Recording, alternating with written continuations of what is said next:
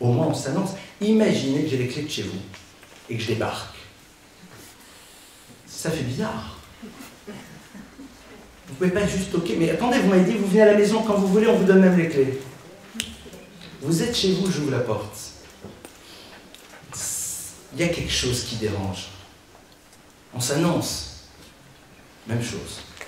De la même manière que quand on rentre chez soi, on toque à la porte, dit la Gemara. Parce qu'un mari rentre chez lui à la maison, il toque et il ouvre, mais il toque, il s'annonce. Il ne rentre pas pitomi comme ça. J'ouvre la porte. Tout ce genre de petites choses crée une atmosphère. Et cette atmosphère-là, au bout d'un moment, va avoir une incidence chez l'enfant et ça va au fur et à mesure commencer à transformer un certain nombre de choses. Alors, sur la base de ça, on va quand même faire une distinction, c'est bon, on a encore du temps, on va faire une distinction maintenant sur l'univers du respect chez les enfants quand ils sont petits et l'univers du respect chez les enfants quand ils deviennent préadolescents, voire adolescents. Lorsque les enfants sont petits, la notion de respect n'est pas très présente chez eux, il s'agit beaucoup plus d'obéissance. L'enfant obéit. L'enfant, en nous obéissant, va apprendre à nous respecter si nous n'utilisons pas les stratégies de rapport de force pour l'amener à nous obéir. Comment est-ce qu'on fait, vous allez me dire, techniquement, hein, parce que c'est beau, hein, il parle à monsieur, c'est super, mais qu'il vient nous voir à la maison à 18h, quand il ne veut pas se brosser les dents. On va en parler. Comment est-ce qu'on fait? Qu'est-ce qui fait qu'une parole parentale est entendue? C'est que celui qui l'émet a du poids. C'est-à-dire qu'à un moment, le respect de soi va faire que notre parole peut être entendue. Pourquoi? Parce que l'enfant voit qu'il a face à lui un parent qui a conscience de sa valeur. Je suis le parent, tu es l'enfant. La relation est verticale, elle n'est pas horizontale. Si on rentre et qu'on commence à être dans une forme de peur du non, alors ça va devenir très compliqué. Lorsque je demande quelque chose à un enfant lorsqu'il est petit, parce qu'on est dans des problématiques d'obéissance qui vont générer par la suite la construction du respect, eh bien, il faut que j'ai conscience que je suis le parent et qu'il est l'enfant et que je n'ai pas de doute sur le poids que j'ai et ce que je représente. Ça, c'est un travail au niveau du couple. Plus vous donnez dans le couple du poids à l'autre, plus mon conjoint se sent rassuré sur ce qu'il représente par rapport à moi, plus sa parole aura du poids vis-à-vis des enfants. C'est un travail d'abord qui se joue au niveau du couple.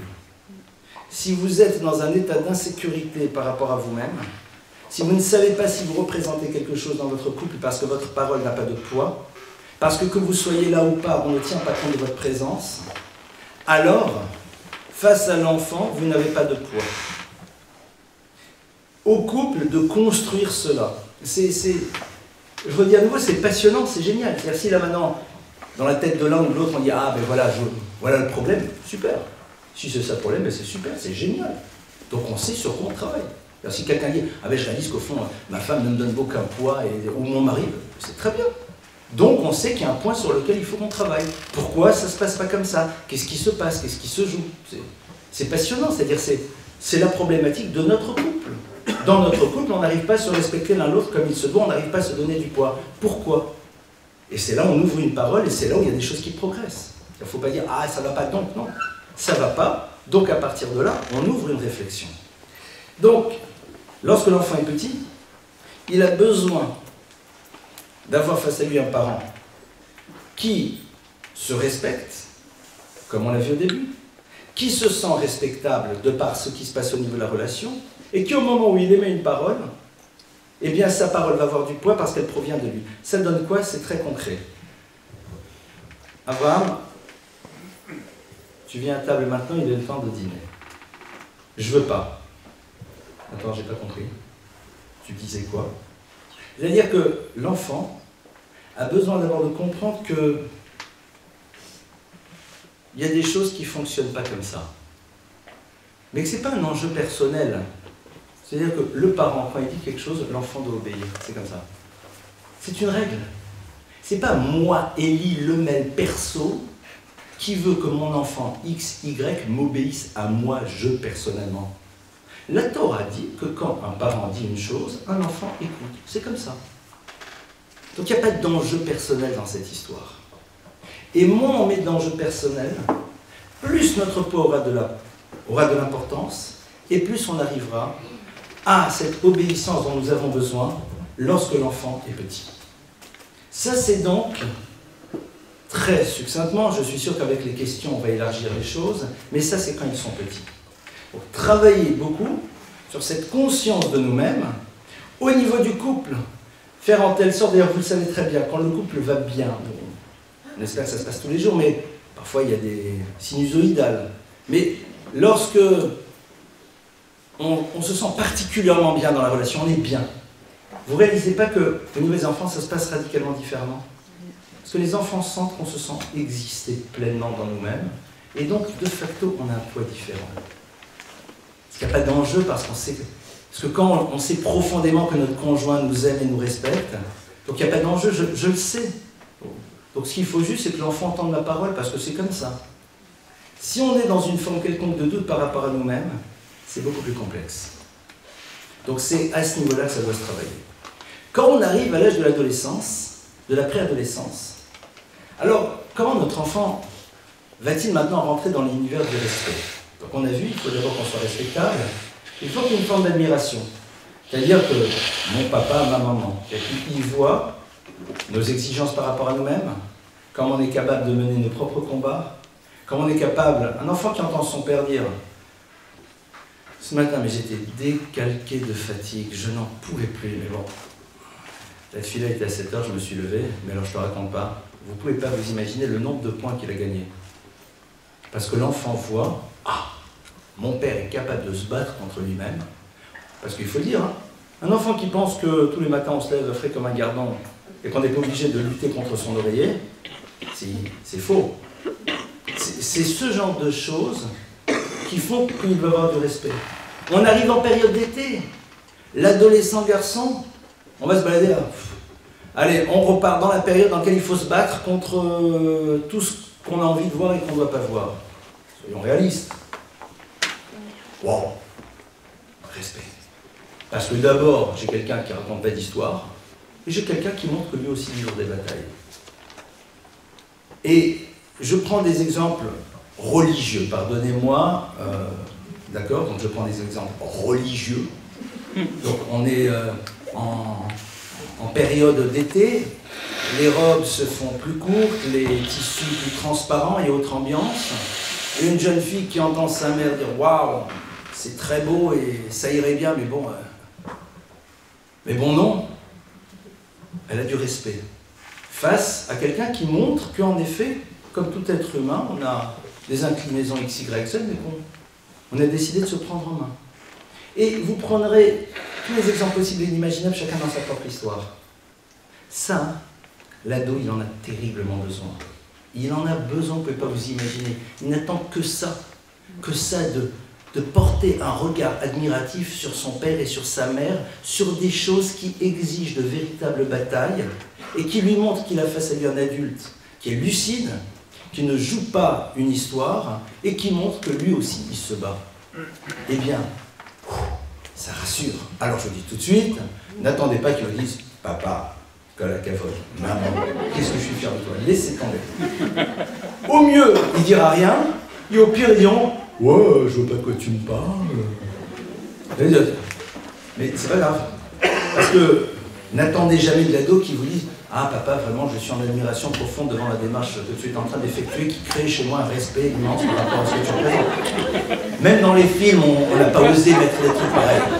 Parce que ça c'est plus que de la science-fiction, c'est un monde de l'irréel, ça c'est clair. Mais à l'intérieur, c'est ce qui se passe. À l'intérieur, c'est ce qui se passe. Un enfant qui voit que son parent n'est pas capable de résister à certaines choses, ça lui est difficile. Un parent qui dit « Qu'est-ce que j'ai difficile à résister ?» C'est pas simple. Ça peut être l'attrait du chocolat, l'attrait de la cigarette, que sais-je. L'attrait du portable. Enfin, on va dire « Ah, pas possible ce truc-là, mais alors, hein, pas simple, hein. » Même s'il ne nous voit pas dans des victoires, mais qu'il voit qu'on est dans des batailles, il aime ça, là. Et ça, ça crée chez lui un sentiment profond de respect vis-à-vis de l'adulte qu'il a en face de lui. Et c'est ça qu'il faut d'abord introduire. Seconde chose, c'est que l'adolescent va nous respecter s'il voit que nous ne tombons pas dans les pièges qu'il nous tend. C'est-à-dire que quand il nous provoque, comme je l'ai dit tout à l'heure, on ne va pas dans le bac à sable. Concrètement, c'est pas parce qu'il crie qu'on va crier. C'est pas parce qu'à un moment, il nous boude qu'on va le bouder. C'est pas parce qu'à un moment, il refuse de nous parler qu'on va refuser de lui parler. Clairement. Je ne joue pas dans la même cour que toi. Tu as envie, c'est ton problème, mais moi, je reste quelqu'un d'adulte. Tu veux pas me parler, mais je te parle. Il voit qu'on ne tombe pas dans son jeu. Les ados sont dans des zones test permanentes. Ils sont dans des zones test et c'est là où ils éprouvent du respect parce qu'ils disent bon, enfin, c'est bon, mon père pas complètement idiot, ma mère pas complètement folle. Ils ne tombent pas dans les pièges. C'est rassurant et on a du respect pour ça.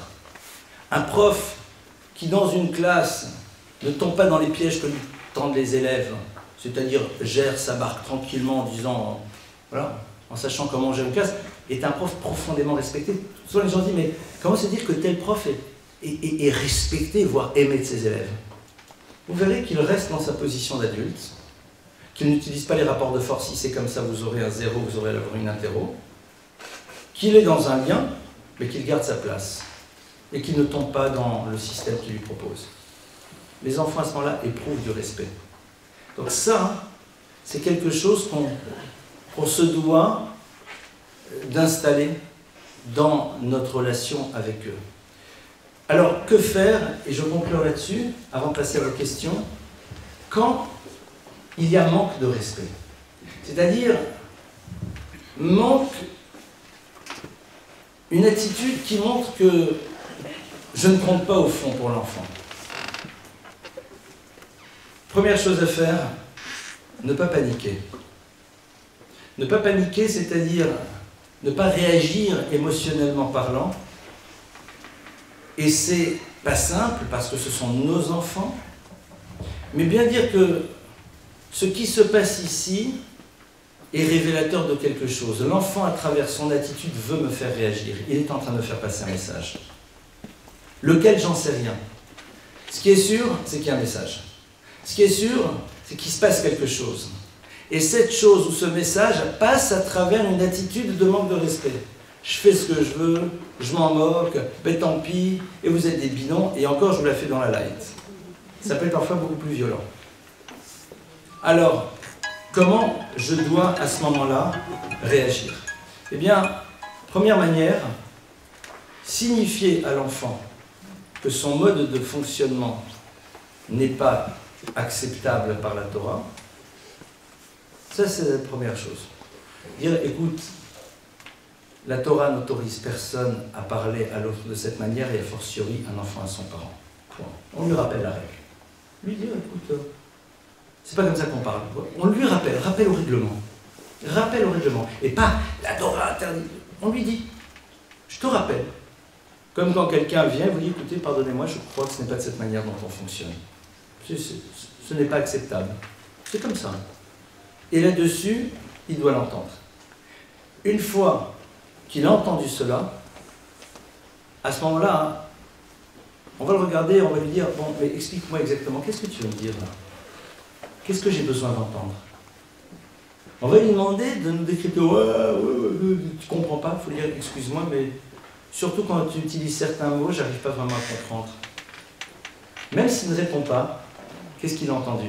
Que je sais très bien qu'il y a l'au-delà du mot. Quand vous dites à quelqu'un, mais excusez-moi, qu'est-ce que vous voulez dire par là?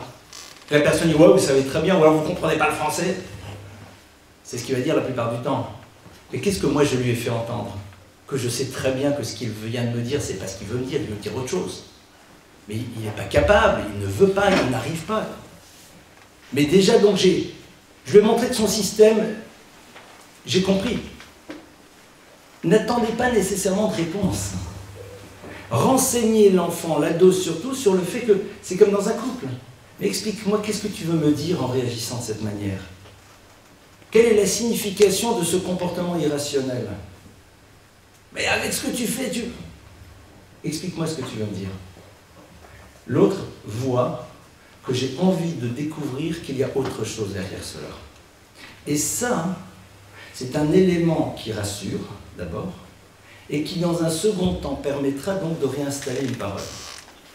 Donc on ne réagit jamais face à une attitude irrespectueuse d'un adolescent dans la violence, dans l'insulte, dans la condamnation, dans la malédiction, dans ce que vous voulez. Jamais.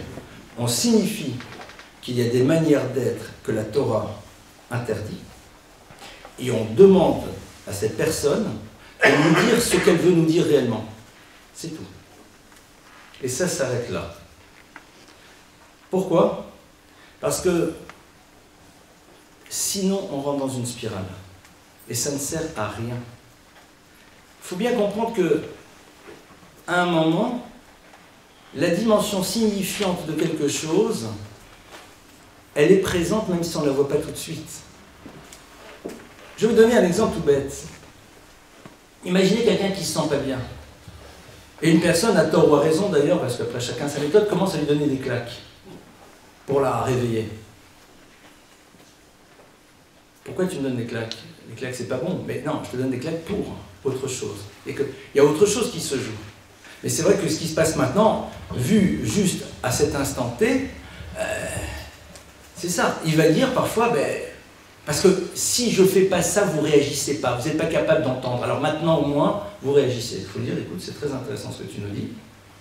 Comment, d'après toi, il faudrait faire pour qu'on puisse entendre? Voilà, c'est intéressant. Là, on ouvre.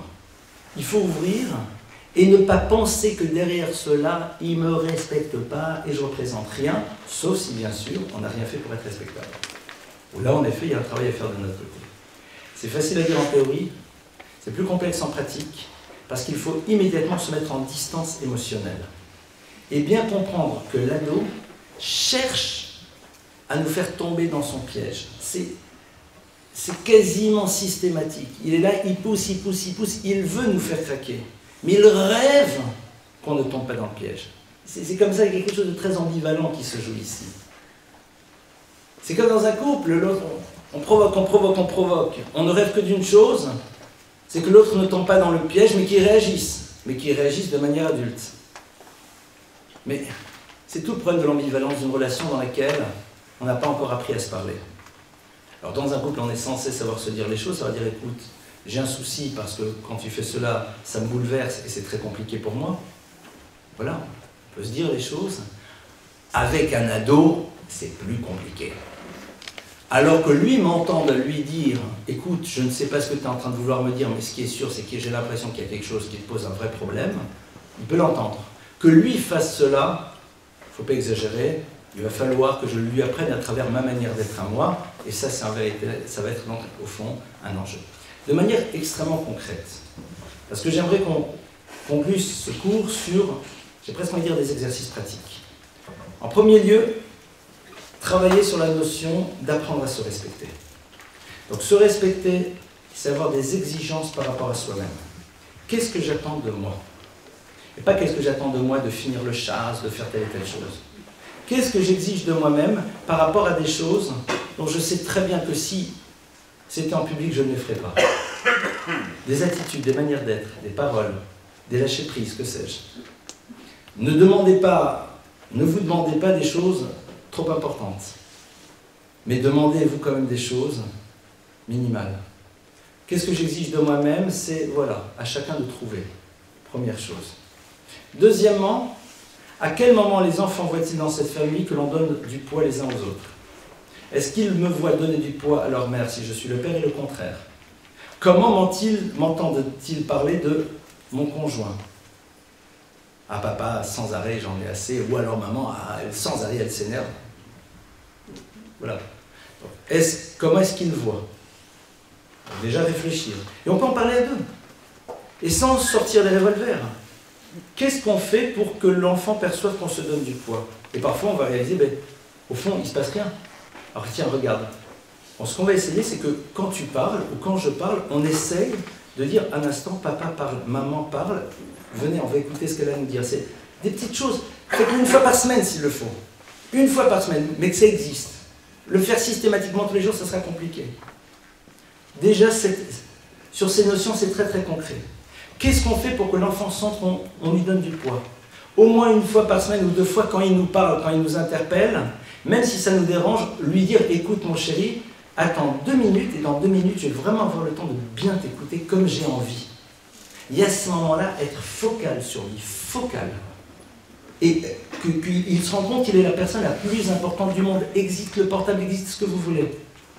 Donc, ou alors, oui, vous avez entendu ce qu'il a dit, c'est très intéressant. Ou alors, voilà, des petites choses comme ça.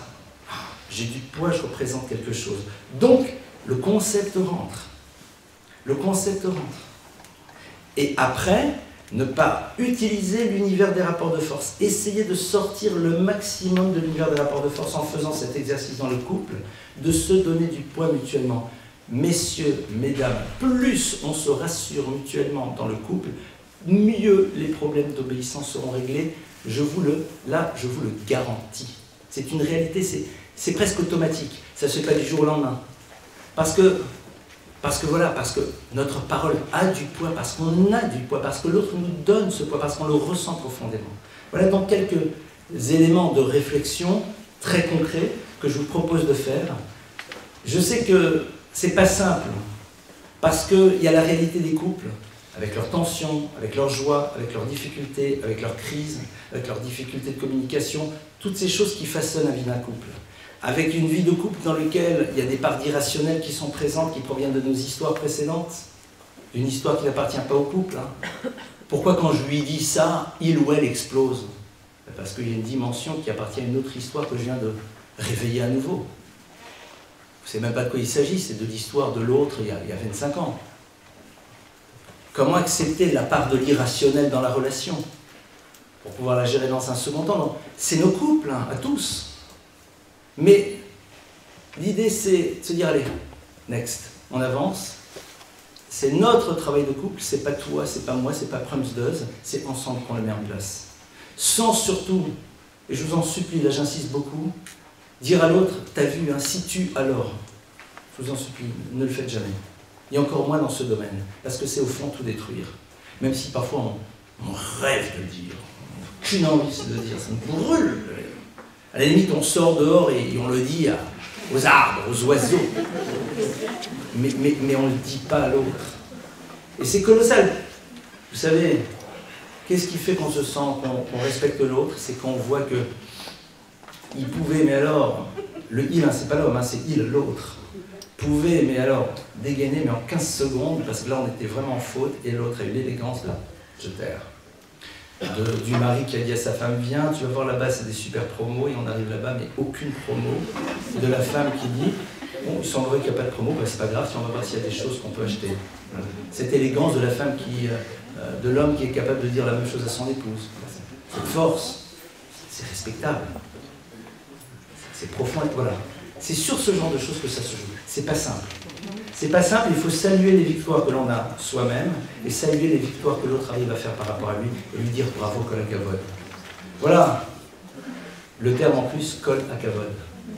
Kol hakavod, c'est dire bravo. J'apprécie.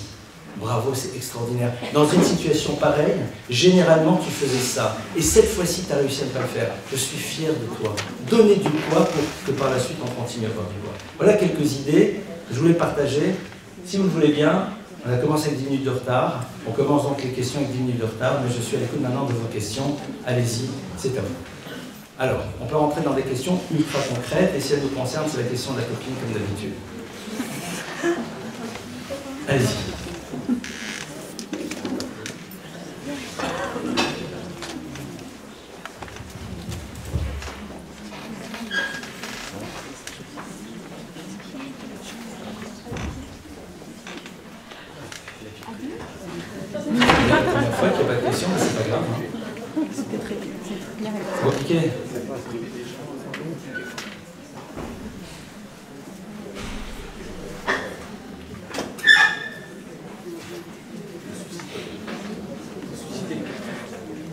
Oui. Vous parlez des enfants et des ados. Oui.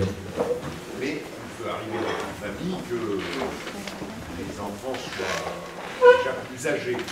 Donc, soit déjà des ados, mais carrément des jeunes hommes. Des adultes. Et quand on a un problème avec ces enfants, on ne peut pas réagir de la même façon qu'avec un ado ou avec un tout petit. Oui. Et alors? Vous parlez quoi, à ce moment-là, de savoir comment est-ce qu'on gère le problème du respect? Alors, si je comprends bien, si je traduis votre question, vous me direz si j'ai bien entendu ce que vous étiez en train de dire. Il s'agit d'un jeune adulte qui n'est pas à l'écoute de votre parole. Pas particulièrement, je me pose cette question. Non, je ne parle pas de vous. Pardonnez-moi, je l'ai mal formulé, je suis vraiment désolé, excusez-moi. Il s'agit donc d'un jeune... C'est-à-dire la problématique, parce qu'il y a plusieurs problématiques, c'est soit il n'y a pas de rupture de dialogue, soit l'enfant, le jeune adulte fait des choses qui ne nous plaisent pas et il n'est pas prêt à entendre notre parole, il prend des directions qui ne nous plaisent pas. Alors, là-dessus, il faut d'abord travailler sur ce que j'appellerais l'univers de l'amour inconditionnel. L'amour inconditionnel, c'est la base d'une relation, c'est-à-dire que on peut à un moment être fâché sur l'autre, on peut être même dans une forme de distance, parce qu'il y a des blessures, des meurtrissures, des choses comme ça, mais on l'aime. L'amour conditionnel, c'est insupportable parce qu'on ne peut pas dans sa vie être sur un siège éjectable affectif, c'est pas possible. Donc, dans une relation difficile avec un jeune adulte, il faut être capable de savoir lui faire passer un message que de toute façon la relation d'amour elle est. Et après, comprendre que ce qu'un jeune adulte a besoin d'entendre, c'est notre parole et qu'après, sa responsabilité, c'est d'en faire ce qu'il désire. Et ça s'arrête là. Bien sûr, il y a toute une stratégie à mettre en place à côté pour faire en telle sorte qu'il arrive à écouter nos mots parce que parfois il voudrait mais il ne peut pas, pour de multiples raisons. Et ça, c'est au cas par cas. Ça peut être dans les histoires de relations amoureuses dans lesquelles il veut mais il ne peut pas, parce que c'est fait prendre au piège ce que l'on croit être l'amour, mais qui est souvent le noble mot pour parler plus du désir ou de la rencontre de deux manques, ou au pire de deux névroses. Donc, il y a plein... Voilà. Après, c'est au cas par cas. Mais je dirais que la base, c'est qu'il sache que la relation d'amour est, c'est-à-dire que comment est-ce qu'on montre à quelqu'un qu'il y a une relation amoureuse qui est là, et amoureuse avec un grand H, je ne parle pas amoureuse dans le couple, etc. Une relation d'amour entre deux êtres, c'est que une fois que le lieu de conflit est dépassé, la relation reprend.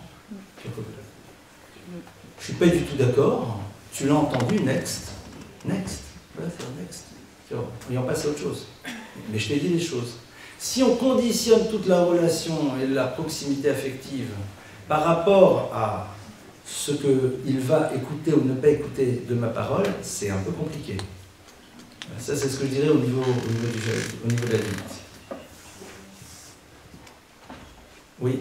Vous avez justement parlé des questions religieuses par rapport à la saison qui va s'annoncer. Entre autres. Voilà, donc justement pour une pré-ado, ça veut dire par exemple,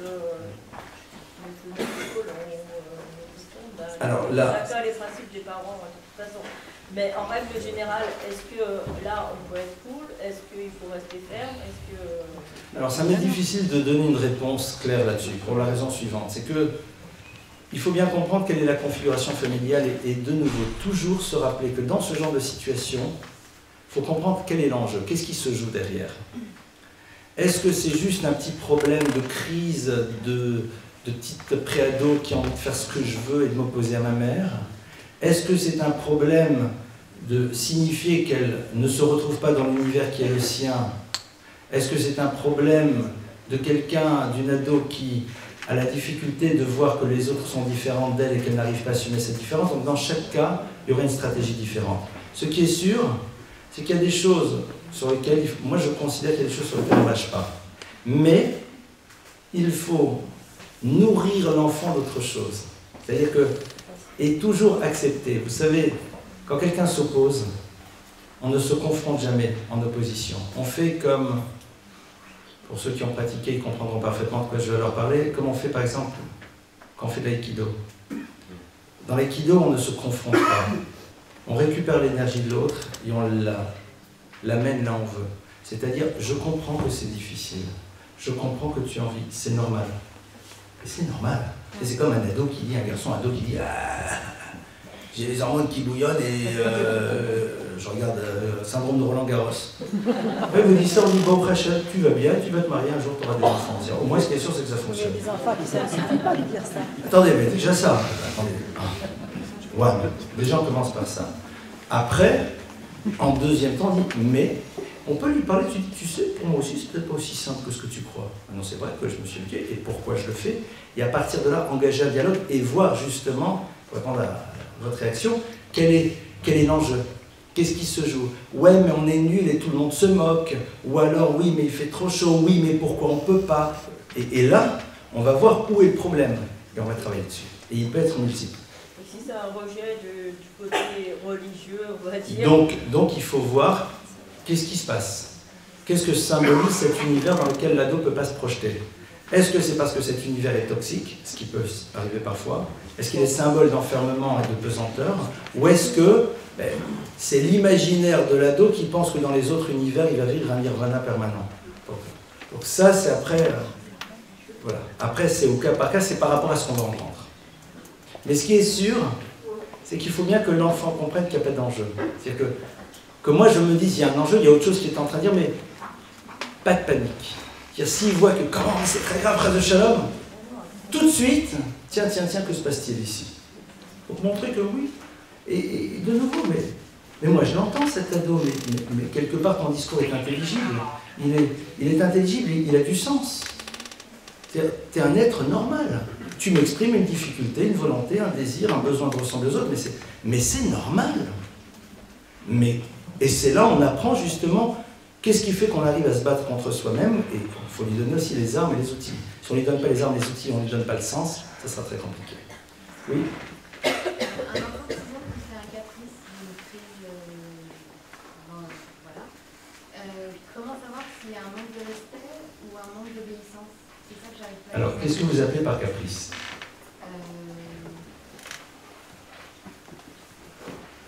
sais pas, qu'il veut aller quelque part pendant les bureaux. D'accord. Donc, je veux un scooter, je veux sortir le soir et tout. Non, je veux une glace et... À 6 ans J'avais entendu parler de moi à 16 ans. Excusez-moi.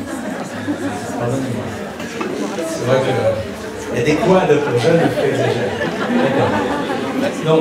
Donc, il veut ça. Alors, un enfant de 6 ans qui veut une chose que vous lui refusez, est en train de voir quel est le poids qu'il peut avoir sur sa mère. Donc, lui, il va utiliser la technique que tous les parents du monde connaissent, qui est la technique de la scie. Je veux une glace, je veux une glace, je veux une glace, je veux une glace, pensant qu'il nous aura à l'usure. Les menaces, je n'irai pas dormir, ou alors je ne mangerai pas, ou alors je ne travaillerai pas. Donc là, on doit lui montrer que c'est son problème. Vous savez, hein, c'est un grand principe. Les parents ont très peur de faire ça, mais à un moment, il faut se libérer de ses peurs.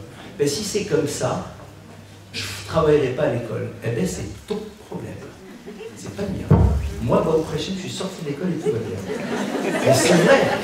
Nous, en tant que parents, on a des angoisses.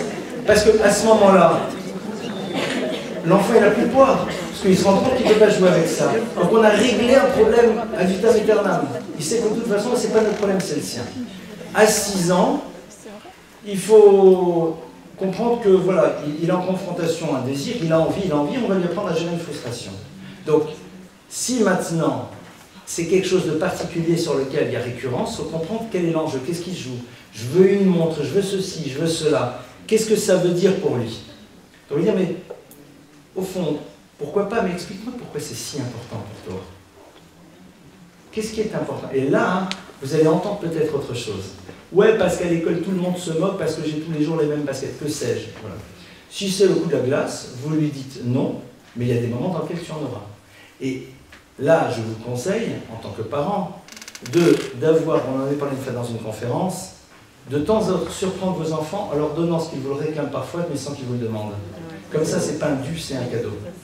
Exemple classique, c'est l'été, vous allez sortir, ils vont vouloir une canette de coca, avant qu'ils vous la demandent, proposez-la. Parce que comme ça, vous devenez des parents géniaux, qui font des cadeaux de canettes, plutôt que des parents qui obtempèrent aux ordres des enfants. Et ça change beaucoup. Et à quoi ça sert? C'est que le jour où il dira j'en veux une, vous direz non, pas aujourd'hui. Ouais, mais tu vois que parfois on en a. Et qu'à un moment, c'est moi qui fixe les choses. Mais quand vous travaillez de cette manière, L'enfant sait très bien qu'on a envie qu'il ait du plaisir. La preuve, c'est qu'il n'a même pas besoin de nous le demander, on surprend en lui proposant quelque chose. Donc, vous avez à la main un élément que vous pourrez ressortir par la suite quand il demandera « je veux ceci, je veux ceci, je veux cela ». Je ne sais pas si j'ai complètement répondu à votre question. Alors au début, je pense que c'est un manque d'obéissance, et après, quand caprice se transforme En hurlement. Là, c'est un manque de respect?